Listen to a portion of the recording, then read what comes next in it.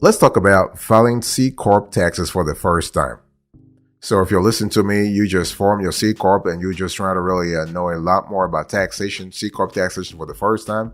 Here's the approach I want you to really pay attention to. So when we talk about filing your taxes for the first time, you need to understand first that your C corporation is actually a one tax structure, but you also have other tax structures. I mean, other legal structures rather, not tax structures, but legal structures. So you have a S corporation, you have a LLC, you have partnership, you also have sole proprietorship. Okay, so sole proprietorship is actually a single owner business structure. It's basically the easiest way to structure a company. So the reason I'm telling this is because if for any reason you feel like, you know what, a corporation is too complicated for you, you can actually revert to a sole proprietorship or a partnership if you have other partners or other members or other shareholders of the company. Okay, so sole proprietorship actually have the smallest number of government regulations. The owner, called the sole proprietor, is considered the same legal entity as the business, and if the business can't pay its tax debt, the sole proprietor's personal assets could be at risk. And for sole proprietorship, you have Schedule C, profit and loss from business, and Schedule SC, self-employment tax. So that's for sole proprietorship. If you do not want to actually revert to a C corporation, you can go to another form of business structure that's called partnership. So a partnership has two or more owners, and partners share profits and losses equally unless otherwise stated in the partnership agreement. So like a sole proprietorship, a partnership is only taxed at the personal income level. If the business can't pay its tax liabilities, the owner's personal assets could be at stake, especially when you have a general partnership as opposed to a limited partnership. So the forms used here, we have a Form 1065, okay? So for corporation, which is actually the topic of today's conversation, we are talking about this is a separate entity from the owners. So as an independent entity, owners are not personally responsible for the business entity tax debt. So the thing is that if you have to file a Form C corporation, you got to have a form. If you have to file taxes for a C corporation, you got to have a Form 1120, only 1120. Okay. And for S corporation, it's actually 1120S, but for C corporation, it's 1120. You also have to think about limited liability company. So this is actually a tax, or let's say a legal structure that combines parts of corporations and partnerships. So like a corporation, an LLC, and the owners are separate legal entities. And like a partnership, the owners have a shared tax liabilities. And for LLC, you can either file 1120S, 1120, or 1065, depending on the election that you have. By the way, boss, welcome back to the show. It's really a pleasure to have you here. Make yourself comfortable. You are going to enjoy today's conversation.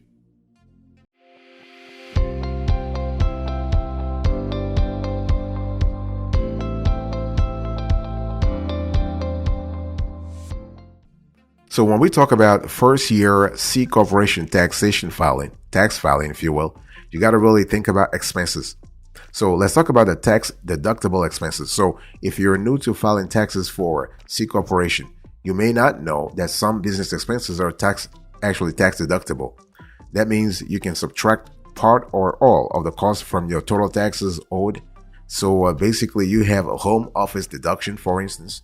So you can deduct the parts of your home that you use to conduct business for your C corporation. With a home office deduction, you can only claim the portions of your home that you use exclusively for business operations. You can also have the business use of a vehicle deduction. So you can claim the use of your vehicle when you use it for your C corporation. And you can't claim your expenses related to your commute between home and your business. Again, you also cannot deduct parking fees or traffic tickets received during working hours. You also have travel cost deduction, so you can write off travel costs for business trips. The travel cost must be ordinary, necessary, and reasonable for your business, and you can't deduct travel expenses made for personal vacations. You also have employee expense deduction, so if you have employees in your C corporation, some of your payroll expenses might be deductible. You can write off employee wages and contributions to employee benefits. There are certain rules, though, that you must follow to claim the employee expense deduction. You also have a legal and professional fee deduction. So if you paid for any reason, legal or professional fees, you might be able to deduct them.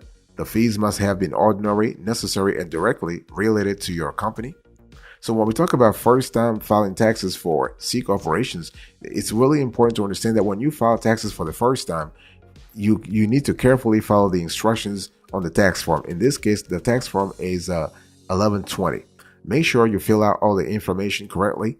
Mistakes on tax forms could lead to an IRS penalty, fine, or audit. You don't want any of those. You want to send the form to the appropriate government agency. Instructions on where and how to send the documents will be located on the form. Send the form before its deadline. Remember though, we are talking about federal business tax liabilities. You will also need to file taxes for your state. So we're speaking here about C corporation taxes for your state and possibly your locality, your county, your city, and so on and so forth. So check with your state and local business agencies to see which tax forms to file. By the way, boss, I want to quickly remind you of today's topic. We are having a conversation about how to file C corporation taxes for the very first time.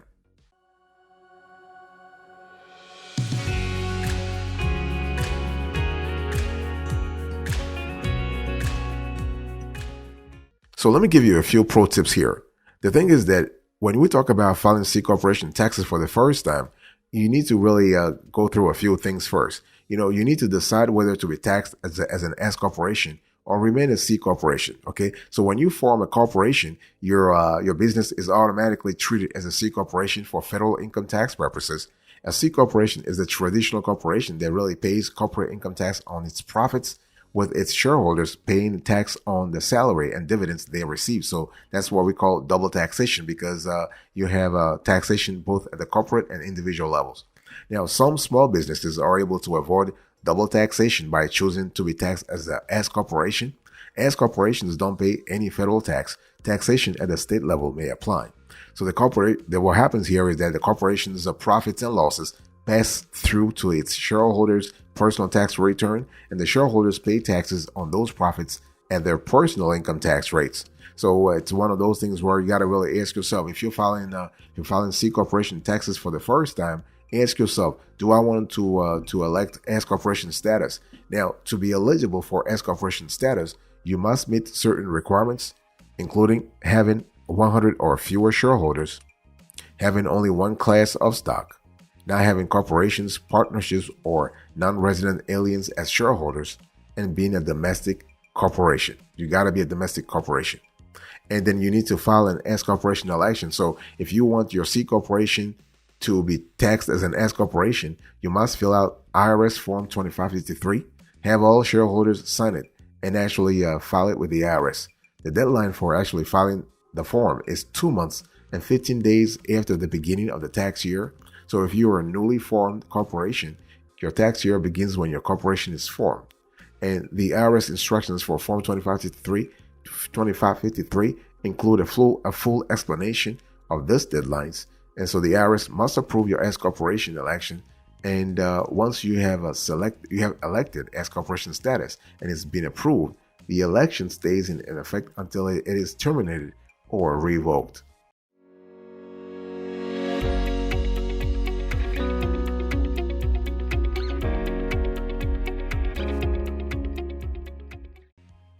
The next thing you want to do here is to learn about tax deductions for corporations, and especially C corporations. So in addition to the ordinary business expenses that all small businesses must actually deduct, or can deduct rather, corporations, especially C corporations, can deduct employee salaries and bonuses and the cost of employee health insurance and retirement plans. So basically, when you actually file your taxes, you have those write-offs that are available to you. So understanding these deductions will help you make choices that will maximize your tax savings. And you want to maximize those tax savings so you are on the right side of the law. And also, please make sure that you pay estimated taxes, okay? C corporations actually must pay estimated taxes, especially corporate income tax, and S corporations must pay estimated tax payments for certain S corporation taxes. So estimated tax payments must actually be made quarterly throughout the year. And it's one of those things where you have to actually see what your situation is to see how you can actually abide by the law in your case. C corporations that do not pay their estimated tax payments on time can be subject to interest and penalties for underpayments. And you do not want to go there because the IRS has a pretty steep sort of schedule when it comes to penalties and fines. And the last thing you want is to actually have a penalty or fine slapped onto your C corporation, especially if this is your very first time to file C corporation taxes. Okay, you want to always be proactive, and you want to be like as proactive as possible. By the way, boss, I want to quickly remind you of today's topic. We are having a conversation about how to file C corporation taxes for the very first year.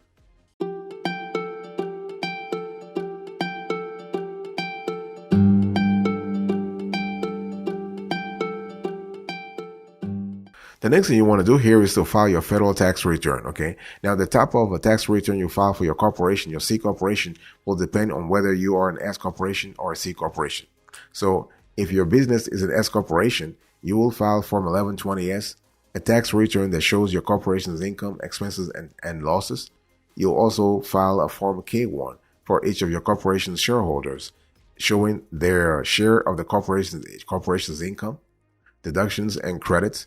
You must provide your shareholders with copies of their K1 forms so they can report their share of their corporate income or loss on their personal income tax returns. Remember, the deadline is March 15th, so you have about a month. So before the April 15th, actually a deadline kicks in. And it's important to understand that C corporations file a corporate tax return on Form 1120, and shareholders then report any dividends they receive from the corporation on their personal tax returns. And then you also need to file your state tax returns. As I said before, every state is different, so rules are different. So depending on your tax status and the states where your corporation was formed, you may also have to file a state income tax return for your corporation, for your C corporation. And the corporate tax rate is usually a flat percentage that varies from state to state, really. So if you are registered to do business in additional states, those states may also require state tax returns for your corporation and or shareholders. So it's one of those things where you have to really trace the breadth of your network, of your business network. And it's important to understand that corporate taxes can be confusing. So it really pays to get advice from a tax professional before choosing your corporation's tax status or even preparing your taxes. Okay. And what happens here is that an accountant can explain the consequences of a C corporation or S corporation taxation, advising you on maximizing your business tax deductions, right, and even preparing your return in that case. So when we talk about a tax professional, this can be a CPA, it can be also an enrolled agent, or it can be a tax attorney. So the possibilities are endless.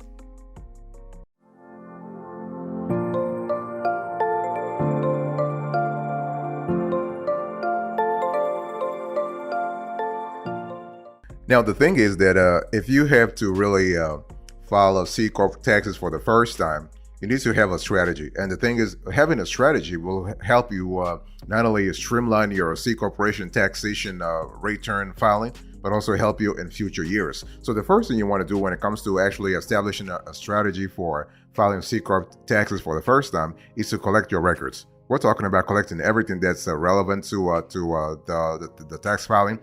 Everything from financial records to your financial statements to all the receipts, everything. Okay, so you got to collect your records. And the second thing is you need to find the right form, because when we talk about filing C corporation taxes for the first time, basically we have to put all our attention on what Form 1120, right? So that's basically the base. That's the primary form for filing C corporation taxes, whether it is for the first time or for subsequent times. So it will be Form 1120. Not 1120S. 1120S will be for S corporation, but Form 1120, and then you're gonna have to have all the ancillary schedules. So Schedule K1 that you have to distribute to all the members of the C corporation. And it's important to really understand that when we talk about finding the right form, there are other schedules too, though.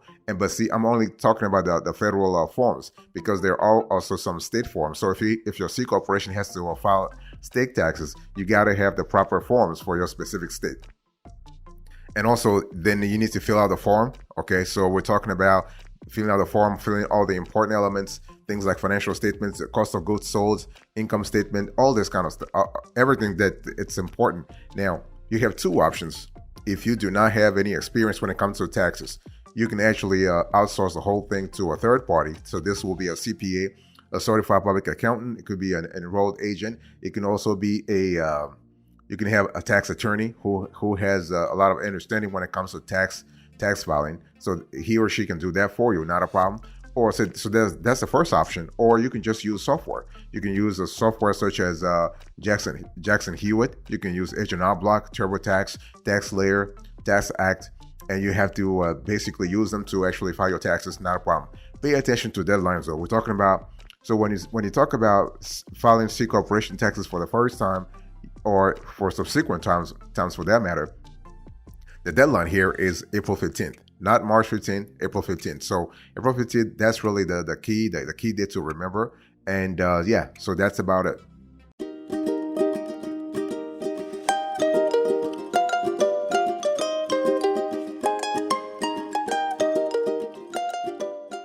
Now, I want to close to this conversation by asking a question that a lot of our viewers have sent us in the last few weeks and months leading up to this video. The question is, does every C corporation or S corporation file income tax returns? The thing is, yes.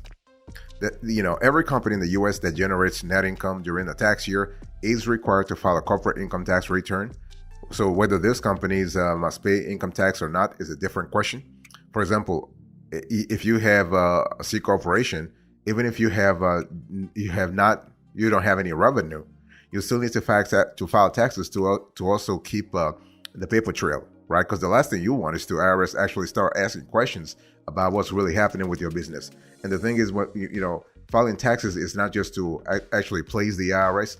There are some scenarios where having having business tax returns can help you. Let me give you an example. If you were to apply for a business loan or line of credit, in some cases, some lenders will ask you to provide, the most recent business tax returns and also personal tax returns, because they do this to make sure that you are compliant with the law, but also to verify things like the income you are reporting on a business loan application versus the income that you are reporting to the IRS.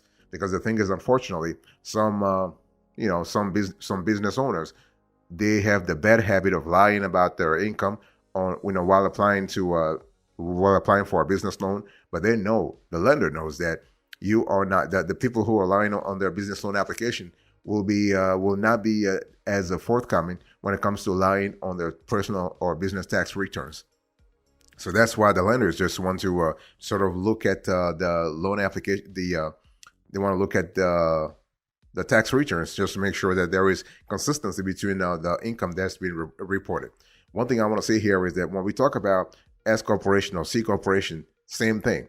If you have no revenue, if you have no transaction, you always want to actually file your tax returns, even if this means that you are going to put a lot of zeros on the form. That's fine too. It's just that the IRS wants to make sure there is no break, if you will, no break in the sort of paper trail that you send to them every single year. Remember, when we talk about filing C corporation taxes, there is data on that C corporation taxes that is transferred to a Form 1040, right? For example, if the C corporation distributed a revenue during the year, the shareholders who received that revenue will have to report that revenue on Schedule D and also on other schedules and 1099 DIV to actually report that income to the IRS. So the IRS is sort of trying to establish a paper trail between the C corporation that you have and the ultimate shareholder.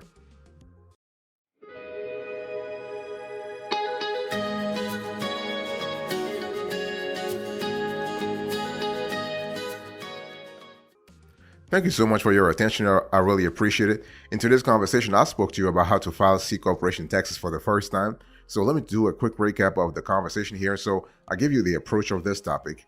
I spoke to you about the importance of expenses, okay? And also I give you a few pro tips and finally laid out for you the strategy as well as the extras you need to pay attention to when you file C corporation taxes for the first time.